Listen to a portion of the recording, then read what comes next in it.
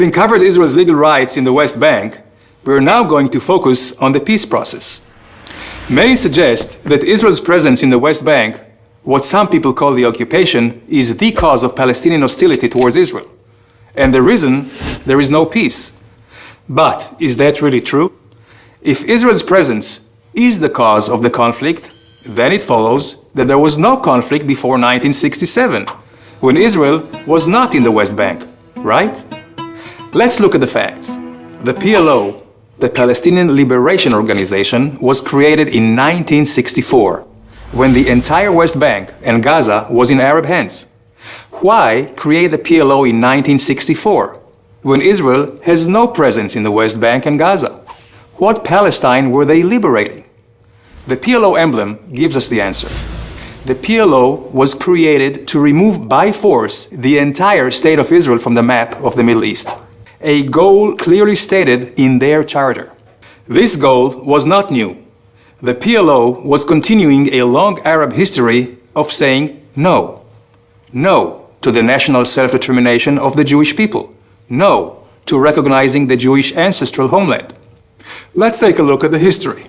In 1937, the Peel Commission recommended a division of the land, a Jewish state and an Arab state. The Arab portion would include 96% of the territory that the League of Nations had originally designated for the Jewish homeland.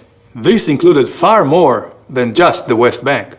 However, instead of accepting the Jews as peace partners, the Palestinian leader Haj Amin al-Husseini said no, and found a partner whose vision was closer to his own. In 1947, the United Nations recommended the partition plan, which again offered the Arabs far more than just the West Bank.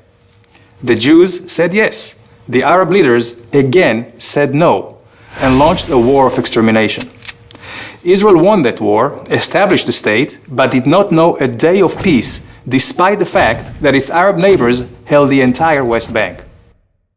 The Arabs continued saying no. They attacked Israel relentlessly, using the West Bank as a launching pad, until Israel took it over in a war of self-defense in 1967. After the war, the Arab League rejected all attempts at peace. They continued to choose force over negotiation. And at a summit in the city of Khartoum, we again heard no, no, no. Let's fast forward to 1993. Israel and the Palestinians signed the Oslo Accords. Were the Palestinians finally saying yes? It appeared so. Israel said yes and gave territorial control to a Palestinian government it helped establish.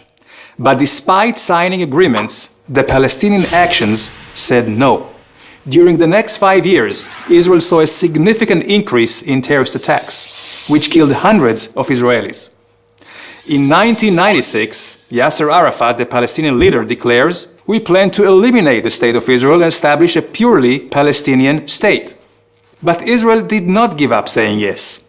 In 2000, Israel's Prime Minister Barak offers the Palestinians 93% of the West Bank.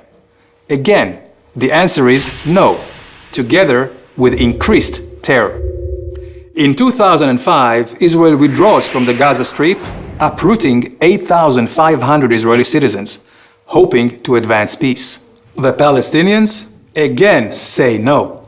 This time, they increase rocket attacks from Gaza against Israeli civilians by over 500%. In 2008, another Israeli attempt at yes. Prime Minister Olmert accepts nearly all Palestinian demands, including handing over almost 100% of the West Bank with minor land swaps. The Palestinians, again, no. So what can we conclude? 1. The conflict was not caused by Israeli presence in the West Bank. The real cause of the conflict, until today, is the long-held Arab history of saying no. No to peace, no to the existence of Israel. Because no is consistent with Palestinian policy, education, and media. Political and religious leaders continuously promote Israel's destruction. 2. Israel has said yes for decades and has proven that by signing peace with Jordan and Egypt. So, where do we go from here? How do we achieve peace? With some goodwill, mutual recognition of the right to self-determination, and real compromises on both sides. Israel, for its part, will continue saying yes to a real and enduring peace. But for the peace process to succeed, the Palestinians will have to give up their uncompromising choice of force over negotiation and of choosing no over yes. It's about time.